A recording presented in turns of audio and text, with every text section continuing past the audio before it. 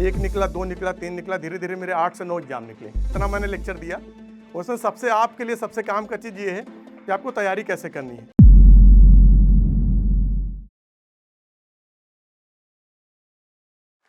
साथियों नमस्कार। आज मैं यहाँ पर जोश टॉक के माध्यम से एक बहुत ही इंपॉर्टेंट सेशन लेकर के आया हूँ, जिसमें आप लोग जानेंगे कि एग्ज़ाम जो वनडे एग्ज़ाम होते हैं कैसे क्रैक किए जाते हैं। मैं यहाँ पर खड़ा हूँ, मैंने 7 से 8 एग्ज़ाम क्रैक किए हैं और आगे मैं बात करूँगा कि एग्ज़ाम कैसे क्रैक करने हैं, आप लोग को तैयारी कैसे करनी है और कौन कौन से एग्ज़ाम में क्या तरीका होता है पढ़ने का।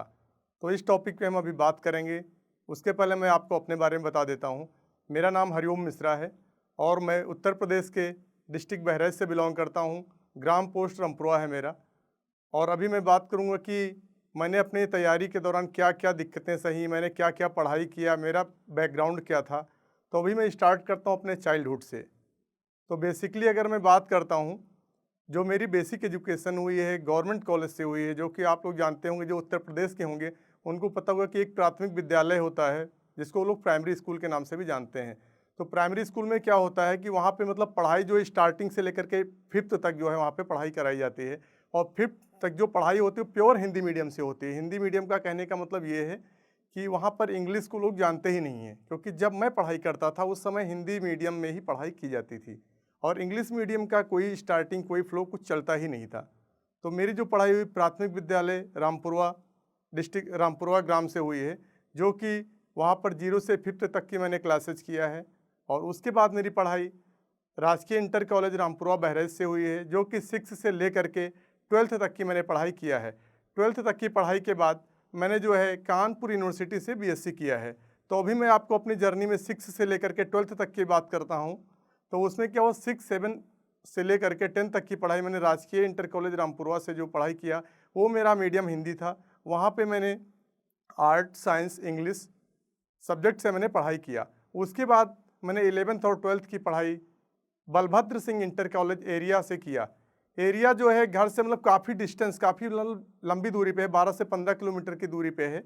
वहाँ मैं साइकिल से डेली आता जाता था और वहाँ मैं पढ़ाई करता था। तो मेरे साथ क्या हुआ कि मैंने 10th पास आउट किया।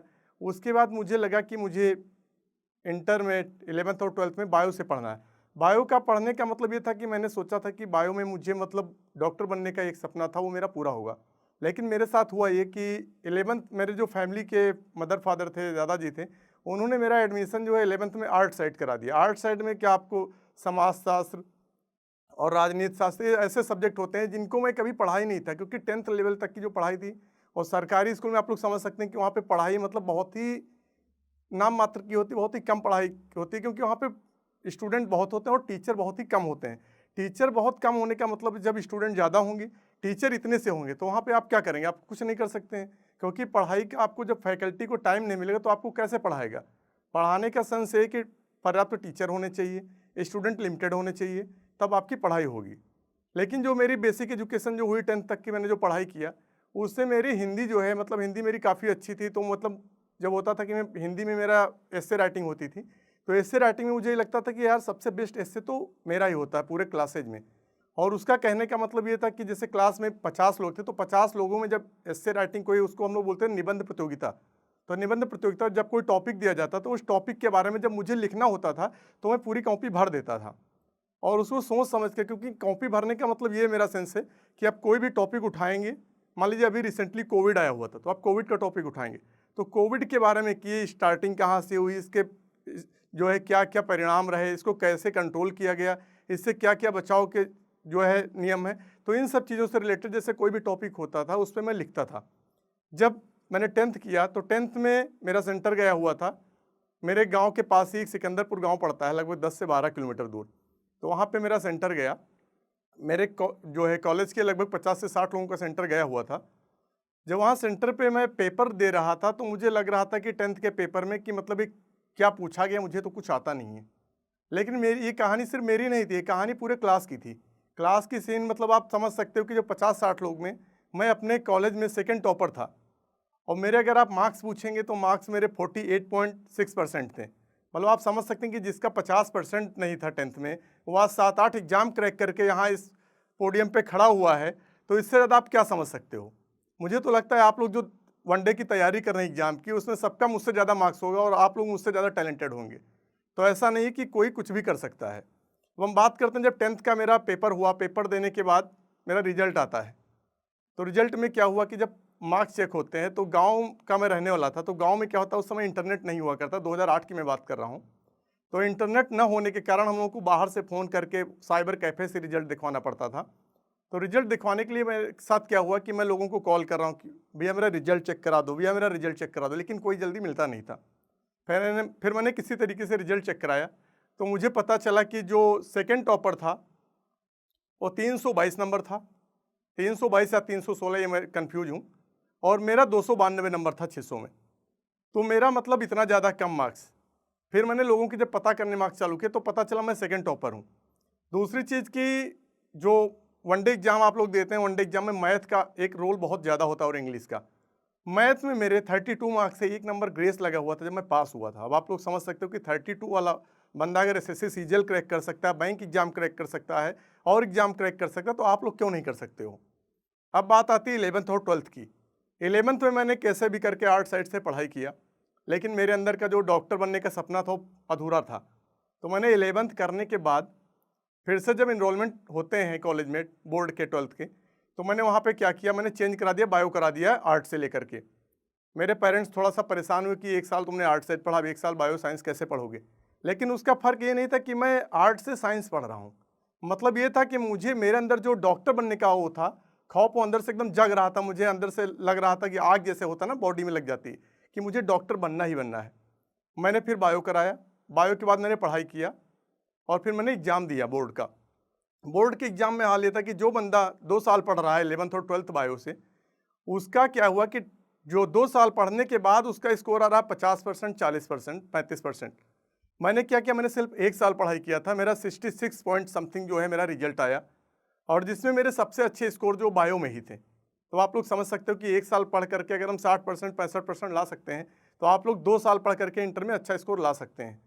तो इसका ये मतलब है कि अगर आप चाहें तो आप कुछ भी, कोई भी एग्ज़ाम क्लियर कर सकते हैं, कैसे भी पढ़ाई कर सकते हैं, और ऐसा कुछ टफ नहीं है कोई भी एग्ज़ाम निकालना। हम बात करेंगे जब 12th का मेरा रिजल्ट आया उसके बाद मेरी पढ़ाई कैसे स्टार्ट हुई, मैं कंपटीशन फील्ड में कैसे आया, कैसे क्या हुआ। तो उसमें कंपटीशन फील्ड में आने का मतलब यह था, मेरा इंटर का रिजल्ट आ चुका था। फिर मेरे रिलेटिव अंकल जी रहते हैं औरैया डिस्ट्रिक्ट में, जो कि यूपी में पड़ता है। वो वहाँ पर श्री गोपाल इंटर कॉलेज है, वहाँ पे वो लेक्चरर हैं। तो वो मेरे रिलेटिव थे दूर के, मेरी दादी जी के भतीज लगते थे, वो घर पे आए हुए थे। उनके लड़के का भी सेम ईयर में 12th का रिजल्ट आया था, वो भी पास आउट हुआ था। तो फिर उनको ये लगा कि घर पर जब वो आए तो बातचीत होने लगी, तो मेरे बाबा जी ने कहा कि ये क्या करेगा, इसको तो कुछ आता नहीं है।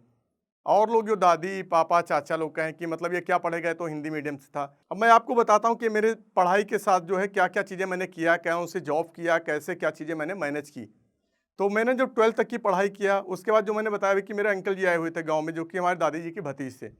उन्होंने मुझे ये बताया, बाबा जी से मेरे बात किया कि मैं इसका एक लड़के का टेस्ट लेता हूँ, अगर टेस्ट में पास हो जाता है तो मैं बताऊँगा कि इसको आगे क्या करना है, कैसे करना है। उन्होंने मुझसे 10-12 क्वेश्चन पूछे, मैंने लगभग 8-9 के आंसर दिए। फिर उन्होंने मेरे दादाजी से ये बोला कि ये तो पढ़ने में बहुत तेज़ है, बहुत कुछ कर सकता है।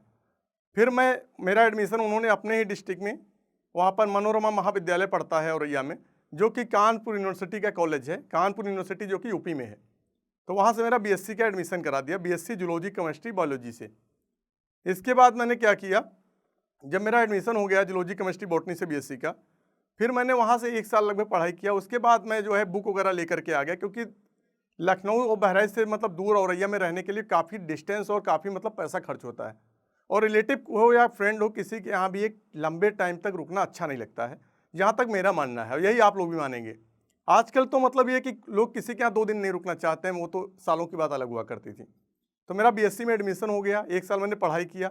उसके बाद मैं पढ़ता गया, फिर मैं अंकल जी के घर पे ही था औरैया में ही। तो बीटीआर का एक फॉर्म आता है, ऑर्डिनेंस फैक्ट्री आप लोग जानते होंगे, जो है रक्षा मंत्रालय की होती हैं। वहाँ पे जो है मिसाइलें और बंदूकें और उनकी जो भी चीज़ें बनाई जाती हैं, वर्दियाँ वगैरह, ड्रेस वगैरह। तो उसमें क्या अप्रेंटिस का फॉर्म, तो उन्होंने मुझे बीटीआर की एक बुक दिखाई, बोले बीटीआर का फॉर्म भरो, 12th पास आउट की क्वालिफिकेशन होती है, और उसके बाद आप क्या करोगे कि जब आप बीटीआर आप कर लोगे तो आपकी लगभग 6 महीने की ट्रेनिंग दी जाएगी। ट्रेनिंग के बाद आपको जब भी वैकेंसी आएगी तो आपको जॉब मिल जाएगी। हमने कहा जॉब में पैसा कितना मिलेगा, वो 20 से 22 हज़ार रुपये आपकी सैलरी होगी। मैंने कहा ये तो अच्छी बात है। फिर जब उन्होंने बुक उसकी देखी तो उसमें एक रीजनिंग का था, तो मुझे रीजनिंग का आर नहीं पता था कि होता क्या है। फिर मैंने वहीं से स्टार्ट किया कि रीजनिंग जो है तर्क शक्ति है, इसमें जो है कोडिंग डिकोडिंग जैसे अलग अलग टाइप से क्वेश्चंस होते हैं, ब्लड रिलेशन और सिलॉग जैसे टॉपिक इसमें होते हैं जो कि बहुत इंपॉर्टेंट होते हैं। और कहने के लिए रीजनिंग टफ था, लेकिन जब मैंने उसको सॉल्व किया, मैंने पढ़ाई किया तो बहुत ही आसान था। तो फिर मैंने जब रीजनिंग और उसका बुक देखा, सिलेबस, रीजनिंग का सिलेबस देखा, मैथ इंग्लिश का जीएस का सिलेबस देखा, तो वहाँ से मुझे लगा हाँ ठीक है मैं कुछ करूँगा। फिर मैं लखनऊ आ गया।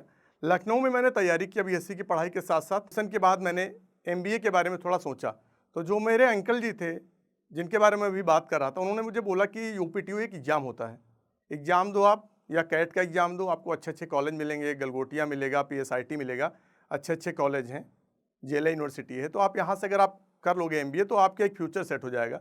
तो मेरे एक अंकल हैं जो कि एमसीए किए हुए थे, उस समय कुवैत में वो वर्किंग थे, तो मुझे मोटिवेशन ये मिला कि अगर वो एमसीए करके मैंने 3-4 लाख रुपए कमा रहा है तो यही लाइफ मेरी भी होगी अगर मैं एमबीए कर लूँगा। मुझे नहीं पता था कि आने वाले टाइम में वो चीज़, वो स्कोप खत्म हो जाएगा, क्योंकि उस समय एमसीए की वैल्यू ज़्यादा थी सॉफ्टवेयर इंजीनियर की, और एमबीए वालों की भी वैल्यू उस समय थी, लेकिन धीरे धीरे स्कोप घटता गया, क्योंकि आजकल पढ़ाई नहीं होती थी। आजकल ऐसे इंस्टीट्यूट हो गए, आप एडमिशन फीस दे दो जाकर के एडमिशन हो जाता है, आपको कॉलेज जाना नहीं है, आपको डिग्री मिल जाएगी, तो उस डिग्री की कोई वैल्यू नहीं, क्योंकि आजकल चाहिए जो आपको नॉलेज चाहिए, आजकल नॉलेज देखा जाता है। तो मैंने एमबीए में तैयारी करने के लिए मैंने सोचा, फिर मैंने डॉक्टर शकुंतला मिश्रा यूनिवर्सिटी का एंट्रेंस एग्जाम दिया, जो कि गवर्नमेंट यूनिवर्सिटी स्टेट लेवल की। वहाँ से मैंने एंट्रेंस दिया, वहाँ पे मेरा सिलेक्शन हो गया। फिर मैंने वहाँ पे एडमिशन लिया एमबीए में, जो कि एमबीए में मेरा एचआर और मार्केटिंग से था। एमबीए के दौरान वहाँ पे इंटर्नशिप होती है, क्योंकि हर सेमेस्टर में 3 महीने की इंटर्नशिप होती है। इंटर्नशिप मैंने ज्वाइन किया वोडाफोन में।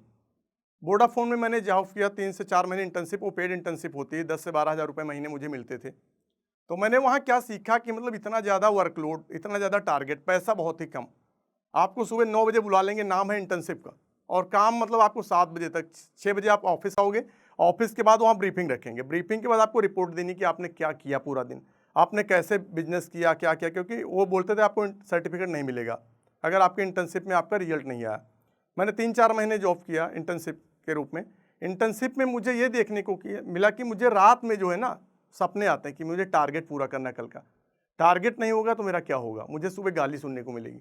गाली सुनने की क्या, 12 से 15 लोग की टीम होती थी, उसमें 2-4 लेडीज होती, 2-4 जेंट्स होते, तो मुझे लगता था यार इन लोगों के सामने, लेडीज़ों के सामने मुझे गाली पड़ेगी, मेरे साथ क्या होगा, आप लोग समझ सकते हो। तो मतलब मेरे दिमाग में वो था कि मुझे कुछ और करना है। मैंने इंटर्नशिप फर्स्ट सेमेस्टर की पूरी किया, वहीं से मेरे अंदर जो है दिमाग में आया कि मुझे अब कुछ अलग करना है। अलग करने का सीन आप समझ सकते हो कि फिर मैंने एमबीए के साथ साथ, जब मेरा एमबीए कंप्लीट हो रहा था, फिर मैंने क्या किया, मैंने एग्ज़ाम देना स्टार्ट किया। पहला जो मेरा एग्ज़ाम था वो मेरा बीएसएनएल में था, सुपरवाइज़र का था, जो कि बिहार में टेलीकॉम रेगुलेटरी जो है वहाँ पे मेरा सिलेक्शन हुआ था सुपरवाइज़र में। सुपरवाइज़र की जॉब मैंने बिहार में था, पटना में, तो मुझे लगा इतनी दूर रह करके मुझसे नहीं हो पाएगा, क्योंकि मैं कभी घर से बाहर निकला नहीं था, तो मैंने वो जॉब चेंज कर दिया। उसके बाद क्या हुआ, मैंने आईबीपीएस नया नया आया हुआ था, आईबीपीएस में आरआरबी पीओ और आरआरबी क्लर्क 2 एग्जाम होते थे। क्लर्क को ऑफिस असिस्टेंट से जानते हैं और पीओ को जो है ऑफिसर स्केल 1 से जानते हैं। मैंने आरआरबी का जो आईबीपीएस आरआरबी क्लर्क मैंने क्वालिफाई किया असिस्टेंट का, उसमें मेरे उस समय 250 नंबर का पेपर हुआ करता था, मेरा स्कोर आया 168, 168 नंबर आया, आज भी मुझे याद है। तो जब मेरा रिजल्ट आया था, मार्क्स आए थे, तो मैं मोहल्ले में जाता था, मैं अलीगंज में रहता था रेंट पे, तो मुझे मोहल्ले के जो तैयारी वाले लड़के होते थे मुझे मिलते थे, भैया कैसे पढ़ाई करते मुझे बता दो। आज की डेट में वो जो मुझसे पूछते थे कि कैसे तैयारी करते हो भैया बता दो, वो मेरे बेस्ट फ्रेंड हैं। तो आप समझ सकते हो कि मैं किसी नई जगह जाता हूँ, वहाँ के लोग मिलने वाले मुझसे मिलते हैं, मुझे पूछते हैं कि आप कैसे तैयारी कर रहे हो, मैं बता रहा हूँ। फिर सिलेक्शन धीरे धीरे लेते लेते आज वो मेरे बेस्ट फ्रेंड सर्किल में है। मेरा पहला एग्जाम जो ये निकला बीएसएनएल का, दूसरा आईबीपीएस आरआरबी क्लर्क निकला, इसके बाद ऑफिसर स्केल 1 का भी आईबीपीएस का निकला। मैंने कोई ज्वाइन नहीं किया। लोग कहेंगे कि तुम मूर्ख थे, तुमने जॉब क्यों नहीं ज्वाइन किया, तुम झूठ बोल रहे हो, ये कर रहे हो वो कर रहे हो। इससे मतलब ये नहीं, इसका मतलब ये कि मैं लगा था, मुझे लग रहा था कि अगर आज मेरा ये एग्जाम निकल रहा है, 1 निकला, 2 निकला, 3 निकला, धीरे धीरे मेरे 8 से 9 एग्जाम निकले। तो मैंने आईबीपीएस इसलिए नहीं ज्वाइन किया कि मुझे लगता था कि मैं गाँव में इसमें पोस्टिंग होगी। आरआरबी में रीजनल रूरल बैंक होते हैं, तो इसमें गाँव में पोस्टिंग होती है। फिर मैंने वो चेंज कर दिया। वो चेंज करने के बाद मैंने क्या किया, आईबीपीएस मैंने नहीं ज्वाइन किया, छोड़ दिया। फिर मेरा एसबीआई क्लरिकल में सिलेक्शन होता है, एसबीआई क्लर्क में बिजनेस एसोसिएट बोलते हैं, उसमें मेरा सिलेक्शन हुआ। और बैंक ऑफ बड़ौदा में भी मेरा सिलेक्शन हुआ। बैंक ऑफ बड़ौदा में पीओ का होता है training program, post graduate diploma in banking and finance, जिसको पीजीडीबीएफ से ना जानते हैं, वहाँ भी मेरा एडमिशन हुआ। और उसके बाद मैंने क्या किया कि जो है एसबीआई क्लर्क में मेरी पोस्टिंग एलएचओ में होनी थी, लखनऊ हेडक्वार्टर में, लखनऊ हेड ऑफिस उसको बोलते हैं एलएचओ को। मैंने वहाँ विजिट किया सेम डे जब ज्वाइनिंग होनी थी। मैंने डॉक्यूमेंट वेरिफिकेशन वगैरह कुछ नहीं कराया, मैं गया, मैंने वहाँ का इन्वायरमेंट देखा। इन्वायरमेंट में मुझे ये लगा कि जो सीनियर है वो सब अपने जूनियर से काम करा रहे हैं। सैलरी केवल आपको 20,000 रुपये है। 20,000 रुपये में क्या होगा, हम मेहनत जब उतनी करेंगे, दिन रात एक करेंगे, तो 20,000 रुपये में होगा तो कुछ नहीं। चलो कुछ और अच्छा तैयारी करते हैं। मैंने वो ज्वाइन नहीं किया। उसके 4-6 दिन बाद मेरा रिजल्ट आ गया था बैंक ऑफ बड़ौदा पीओ का, उसमें मेरा हो गया। मैं गया बेंगलोर, मैंने 8 महीने की ट्रेनिंग किया बड़ौदा मणिपाल यूनिवर्सिटी से। वहाँ से मैंने पीजीडीबीएफ किया, उसके बाद मैं आ गया एमजी मार्ग में।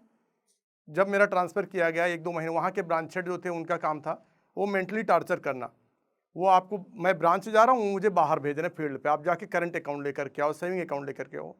कोई सब्जी की दुकान नहीं कि मैं वहाँ से पकड़ करके उठा करके ले आया कि हाँ ये लीजिए करंट अकाउंट, ये लीजिए सेविंग अकाउंट। आपको क्वालिटी अकाउंट का आजकल नया एक सीन आ गया। 25,000 से आपको अकाउंट खोलना है सेविंग अकाउंट, 50,000 1 लाख से आपको प्रीमियम करंट अकाउंट खोलना है। भाई मेरे घर की नहीं है ना खेती कि मैं उठा लाया, मैं पकड़ लाया, मेरा सब हो जाएगा। भाई आपको मेहनत करनी है। आप अपने जो आप पे कस्टमर है उनको आप बेस बनाइए, आप उनसे डेटा लीजिए। आप कस्टमर सर्विस अच्छी देंगे, कस्टमर खुद आपके पास भाग के आएगा कि मुझे जो है करंट अकाउंट खुलवाना। सर एक मेरे पड़ोसी हैं, एक इनकी शॉप नहीं खुली, इनका करंट अकाउंट खोल दीजिए। क्योंकि वो चीज़ तो आप बिजनेस आपके उससे क्वालिटी आप सर्विस के ऊपर होती है। मेरा ट्रांसफ़र वहाँ से दूसरी ब्रांच कर दिया जाता है, क्योंकि रोटेशन होती है, बैंक की पॉलिसी होती है, एक ब्रांच में आप 3 साल रह सकते हैं मैक्सिमम, जो कि अगर आप ऑफिसर कैडर में हैं। मुझे वहाँ से मेरा ट्रांसफ़र कुर्सी रोड होता है। कुर्सी रोड जो कि लखनऊ के गुडम्बा थाने के पास ब्रांच होती है, वहाँ मैं गया, वहाँ मैंने जॉब किया। वहाँ पे मुझे ब्रांच हेड मेरे बहुत ही अच्छे थे, वो मुझे मोटिवेट करते थे। वहाँ के मेरे कलीग थे, वो भी मतलब बहुत अच्छे, मतलब तैयारी करते थे और मुझे मोटिवेट भी करते थे। तो उनसे मैंने ये सीखा कि मुझे कुछ करना है। तो वो लोग भी यूपी पीसीएस की तैयारी करते थे, कोई एसएससी की करता था। मैंने भी कहा मैं भी एसएससी की करूँगा, तो मैं भी एसएससी की तैयारी कर रहा था। मैंने जो है सीजीएल, एसएससी सीजीएल 2020 में जो मैंने दिया, 20 में प्री दिया, मेंस दिया। उस समय डिस्क्रिप्टिव हुआ करता था, एस्से राइटिंग, वो भी मैंने दिया, सब कुछ दिया। मैं फाइनल मेरिट से 2 नंबर से रह गया, फेल हो गया। फिर उसके जब रिजल्ट आया उसके 10 दिन बाद 2021 सीजीएल का पेपर था प्रीलिम्स का, मैंने वो छोड़ दिया, क्योंकि मैं इतना ज़्यादा टेंशन में था, डिमोरलाइज था कि मेरे अंदर हिम्मत नहीं थी कि मैं जो है फिर से सीजीएल को दे पाऊंगा, क्योंकि मैं फाइनल मेरिट से बाहर हुआ था। फिर मैंने तैयारी अपनी कंटिन्यू रखी। सीजीएल 2022 मैंने दिया, उसमें मेरा फाइनल सिलेक्शन हुआ, क्योंकि उस समय डिस्क्रिप्टिव हट चुका था, प्रीलिम्स और मेंस था। प्रीलिम्स क्वालिफाइंग नेचर का था और मेंस के बेस से मेरिट बनती थी। वहाँ मुझे पीएसए मिला, postal assistant sorting assistant in India post. फिर मैंने वो ज्वाइन नहीं किया, क्योंकि मैं बैंक में था, मैंने एक्सटेंशन ले रखा था, क्योंकि ये गवर्नमेंट की गाइडलाइन बहुत ही अच्छी है कि अगर आप किसी जॉब में हैं और आप नहीं ज्वाइन करना चाहते हैं तो आप 3-3 महीने के मैक्सिमम 6 महीने तक आप एक्सटेंशन ले सकते हैं। मैंने एक्सटेंशन लिया, मुझे जीपीओ मुंबई मिला हुआ था, अलॉट हुआ था, मैंने नहीं ज्वाइन किया। उसके बाद मैं बैंक में करता रहा तैयारी, सीजीएल 2023 की करता रहा। सीजीएल मैंने 2023 दिया, प्रीलिम्स दिया, प्रीलिम्स क्लियर हो गया। फिर मेंस दिया, मेंस भी मुझे लगता था कि मुझे एमईए तो नहीं मिलेगा, क्योंकि मुझे एएसओ इन एमईए मिला। तो एमईए मिला तो मुझे ये लगा, मैं मतलब मुझे बिलीव नहीं हो रहा था कि मुझे एमईए मिला है। वो दिन था जब रिजल्ट आया हुआ था, उस समय मैं गया हुआ था गोरखपुर, मेरा एक फ्रेंड है उसकी शादी में। वहाँ पे मैं डिनर भी नहीं किया था, लगभग रात के 11 बज रहे थे, 12 लगभग। उस टाइम रिजल्ट आता है, टेलीग्राम पे नोटिफिकेशन है, एसएससी सीजीएल 2023 फाइनल रिजल्ट। मैं वहाँ से साइड होकर के पीडीएफ खोलता हूँ, उसमें 3 पीडीएफ आई हुई थी। तीनों पीडीएफ में एक AAO जैसे की होती है, उसको मैंने खोला, उसको देखा, उसमें नाम नहीं, मुझे पता नहीं था कि मतलब किस लिस्ट में नाम होगा। जब मैंने उसमें देखा नहीं था, दूसरे में देखा नहीं, तीसरे में मैंने सर्च किया तो उसमें लिखा नाम क्या गया, B06। B06 का मीन्स होता है ASO in ministry of external affairs. तो मुझे जब B06 का अलॉट हुआ, मैं बहुत खुश हुआ। मैंने पहले तो उस फ्रेंड को जाकर के बोला कि भाई तेरी शादी में मुझे सबसे बड़ा गिफ्ट मिला है, मुझे जॉब मिली है, मुझे हमेशा याद रहेगा कि तुम्हारी शादी के दिन मुझे जो है मेरा सिलेक्शन हुआ था, मुझे गिफ्ट मिला है। वहाँ से मेरी शुरुआत होती है एक नए सफ़र की। फिर मैंने घर आकर के मैंने बताया घर पे सबको, घर पे मैंने रात में फ़ोन किया, पेरेंट्स काफ़ी खुश हुए। तो मतलब वहाँ मुझे ये लगा कि चलो अब मुझे बैंक छोड़ना है। फिर मैंने आकर के घर पे कुछ दिन बताया, मैंने घर पे बातें की, चर्चा की कि मुझे जॉब छोड़ना है, क्या करना है। सब लोग बोले बैंक में तुम्हारी सैलरी 1,10,000 1 लाख रुपए हो गई, तुम यहाँ छोड़ के वहाँ जाओगे, दिल्ली रहोगे, रेंट दोगे, पैसा आपके पास कम मिलेगा, क्या आप बचाओगे, क्या खाओगे। मैंने कहा कोई बात नहीं। फिर धीरे धीरे जितना टाइम आता था मैंने रिजाइन बैंक को किया। 3 महीने का नोटिस पीरियड होता है। नोटिस पीरियड के दिन हर एक दिन मेरे मन में ये आता था कि मैं क्या करूं, बैंक छोड़ूं या एसएससी ज्वाइन करूं, बैंक छोड़ूं एसएससी ज्वाइन करूं। जिससे मैं पूछूं सब बोले तू पागल हो गया है, एसएससी नहीं ज्वाइन करेगा, इससे अच्छा क्या है, सेंट्रल गवर्नमेंट की जॉब है, आप आईएफएस कैडर में आ जाएंगे। फिर मेरे मन में डाउट बनता रहा कि मैं ज्वाइन करूं। जब लास्ट डे था मेरा रिलीविंग का, उसके एक दिन पहले मैंने सोचा कि मैं लाइए रिवर्सल ले लेता हूं रेजिग्नेशन, मैं नहीं ज्वाइन करता हूं।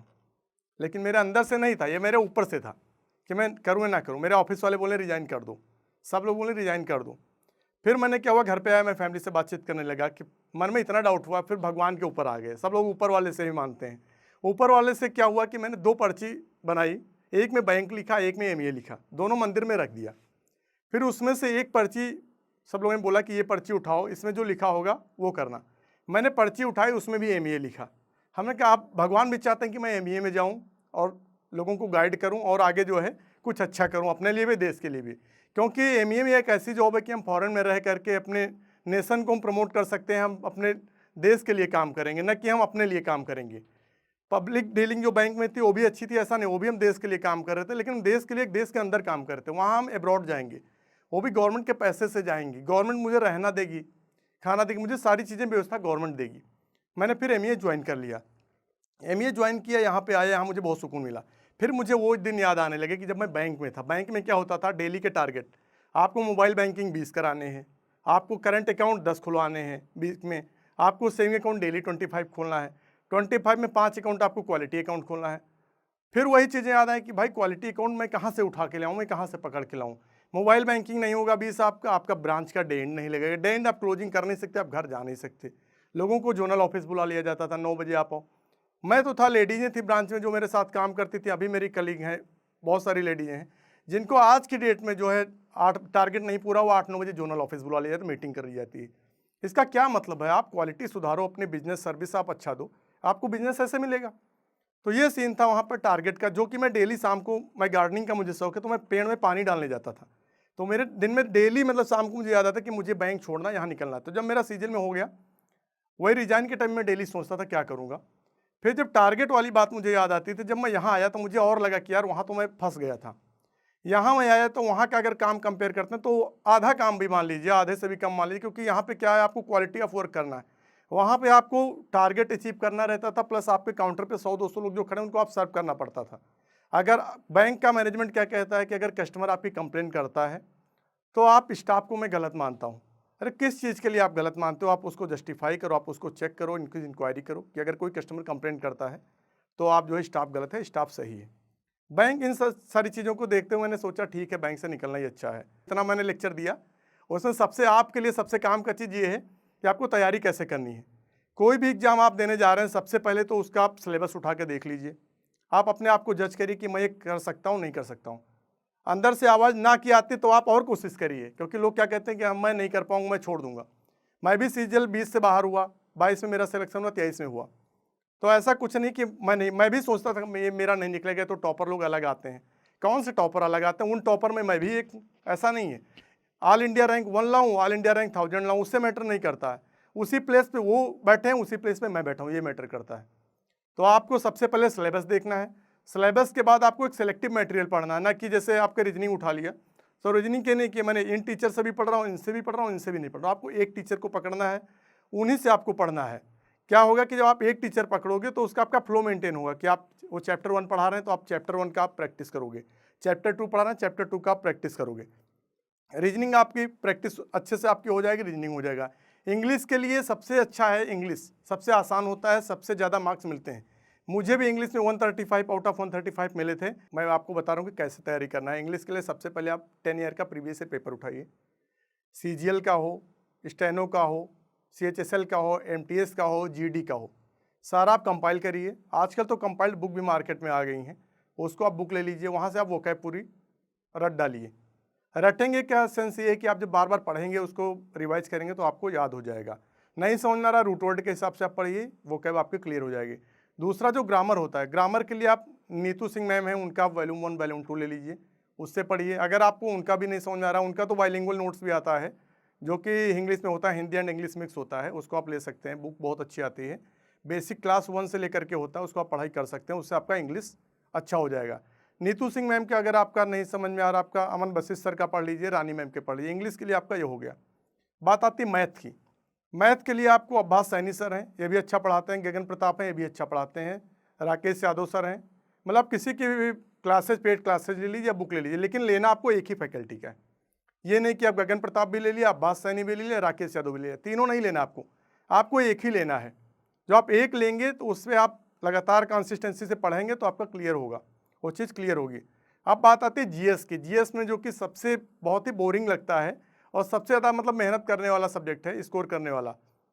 जीएस के लिए आपको पिनैकल की बुक आती है, पिनैकल की बुक आपको लेना है। पिनैकल की चैप्टर वाइज बुक आती है, उसको आप पूरा, इतनी मोटी सी होती है, उसको आपको पूरा रिवाइज करना है A to Z। 2 से 3 बार आप उसको पढ़ेंगे, उससे आपका क्लियर होगा। पिनैकल पढ़ने के पहले एक पतली सी बुक आती है ल्यूसेंट की, जीएस, उसको आप ले लीजिए। ल्यूसेंट को आप रिवाइज के 2-3 बार आप नोट डाउन हाईलाइट करिए पेन से, उसको पढ़िए तो उसका आपको फायदा मिलेगा। ल्यूसेंट के बाद जो आपने पिनैकल पढ़ा, पिनैकल के बाद आपको करंट अफेयर की बात आती है, क्योंकि 4 से 5 क्वेश्चन आपके करंट अफेयर के पूछे जाते हैं। उसके लिए आप डॉक्टर बिपिन गोयल या डॉक्टर गौरव गर्ग का मंथली आता है टॉप 300 MCQ क्वेश्चंस, उसको आप PDF डाउनलोड कर लीजिए, उनके टेलीग्राम चैनल पे मिलता है, पेड नहीं होता, फ्री होता है। उसको आप ले लिए, उसको पढ़िए, वहाँ से आपका क्लियर हो जाएगा। अगर आपको जीएस कुछ भी नहीं समझ आ रहा है कहीं से भी, तो आप पिनैकल और ल्यूसेंट, उसके अलावा अमन श्रीवास्तव सर है, SSC लैब कोचिंग है, उनका आप यूट्यूब चैनल पे पढ़ेंगे, वो डेली आपको फ्री में पढ़ाते हैं, उनका आपका वहाँ से क्लियर हो जाएगा। उनके चैनल पे द हिंदू का वोकैब भी वर्का मैम पढ़ाते हैं, उसको भी आप पढ़ सकते हो। मतलब वो जो पढ़ाते हैं ना, एकदम सटीक पॉइंट रहता है, आपके एकदम दिमाग में पूरा भर जाता है। आपको दोबारा से मतलब एक बार रिवाइज करना है, प्रेशराइज नहीं करना, तो आपका जीएस भी हो गया, इंग्लिश भी हो गया, रीजनिंग भी हो गया, मैथ भी हो गया। आपको अलग से कुछ भी नहीं पढ़ना, इतना आपको पढ़ना है। दूसरा सबसे अहम बात है कि आपको स्कोर आपका कैसे आ रहा है, कैसे आप तैयारी कर रहे हैं, लेवल कैसे चेक करेंगे। इसके लिए आप टेक्स्ट बुक का मॉक परचेज कर लीजिए। मॉक में आपके PYQ मॉक अलग होते हैं, पास प्रो और नॉर्मल मॉक अलग होते हैं, उसको आप ले लीजिए, उससे आप मॉक देते रहिए, आपका स्कोर आता रहेगा। जब आप मॉक देंगे तो मान लीजिए आपकी आधी तैयारी हो गई, तो ये नहीं कि आप सिलेबस पूरा करिए फिर आप मॉक दीजिए, मॉक देना स्टार्ट कर दिए आधे सिलेबस से। जब आपका स्कोर रहेगा, स्कोर को आप नोट डाउन करिए, फिर आप नेक्स्ट वीक में जो आप मॉक देंगे तो आप रीअटेम्प्ट उसी मॉक को करिए। पहले जो आपने मॉक दिया उसका स्कोर देखा, जो उसमें प्रॉब्लम्स आई वो आप नोट डाउन करिए डायरी पेन में, फिर आप दोबारा रीअटेम्प्ट करिए उसी मॉक को। तो वहाँ पे आपने जो डायरी में नोट किया था उसको, सॉल्यूशन को आप, उस फार्मूला को आप अप्लाई करिए, रीजनिंग हो या मैथ हो, तो उससे आप जब रीअटेम्प्ट करेंगे तो आपका स्कोर बढ़ेगा। स्कोर बढ़ेगा तो आपको मोटिवेशन मिलेगा कि मेरा स्कोर पहले 100 नंबर था, अब 120 हुआ, 130 हुआ, 140 हुआ, ऐसे ऐसे धीरे आपको सेल्फ मोटिवेशन मिलेगा। तो वहाँ पे आपको मॉक का बेनिफिट मिलेगा। दूसरा, आपको मॉक सबसे ज़्यादा देने हैं, मान के चलिए कि आपको 100 से 150 मॉक आपको देने हैं। अगर आपको फाइनल टॉप पोस्ट चाहिए तो 4600 ग्रेड पे लेवल 7 की जॉब चाहिए, तो अगर आप 100-150 मॉक आप दे लेंगे, उसमें से अगर आप 50 भी आप रीअटेम्प्ट कर देंगे ना, आपको कोई नहीं रोक सकता है। टॉपर हो सकता है आप ही हो, आपको ये नहीं पता होगा कि आप टॉपर हो सकता है आप ही टॉप कर जाओगे। तो ये रही आपकी CGL की तैयारी। दूसरा कैसे करें ये तैयारी, और दूसरा इसके आगे मैं आपको ये बता रहा हूँ कि इन सब चीज़ों में कुछ चीज़ें प्रॉब्लम आती हैं, प्रॉब्लम से आपको कैसे बचना है। प्रॉब्लम ये सोशल मीडिया। आजकल क्या है कि मैं भी हूँ, मैं भी देखता हूँ, आप भी देखते होंगे सोशल मीडिया। सोशल मीडिया पे, फेसबुक पे आजकल और इंस्टाग्राम पे रील्स चली हुई हैं। आपको रील्स नहीं देखना है, आपको पढ़ाई करना है। आपको दिक्कत हो रही है, आप करंट अफेयर पढ़ लीजिए। आपको मान लीजिए बोर हो रहे हैं पढ़ाई करने में, आप 45 मिनट पढ़िए, 10 मिनट आप कोई सॉन्ग सुन लीजिए, कोई मोटिवेशन लेक्चर सुन लीजिए। बहुत सारे मोटिवेशन स्पीच आपको यूट्यूब पे मिल जाएंगी, उससे आपका माइंड थोड़ा एक्टिव होगा। कोई आप सक्सेस स्टोरी देख लीजिए, उससे भी आपको मोटिवेशन मिलेगा कि अभी मैं पढ़ रहा था, इसकी स्टोरी देखा, इतना पढ़ता था, मैं भी लो पढ़ाई करता हूँ।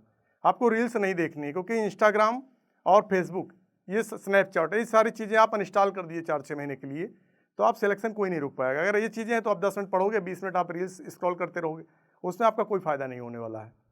ये मैं इसलिए दे रहा हूँ ये गाइडेंस, क्योंकि ये चीज़ें मेरे साथ भी हुई और लोगों के साथ हुई। तो जो हमें 2 साल 1 साल दे रहे हैं, वो चीज़ें हम 6 महीने में रिकवर कर लेंगे पढ़ाई के, इसलिए मैं बोल रहा हूँ। अब मैं अपनी बातें यहीं तक समाप्त करता हूँ, और जो है जोश टॉक को बहुत बहुत धन्यवाद जो मुझे इस प्लेटफॉर्म पे बुलाया, और मैं आशा करूँगा कि आप लोग भी सिलेक्शन लेकर के इस मंच पे आएंगे।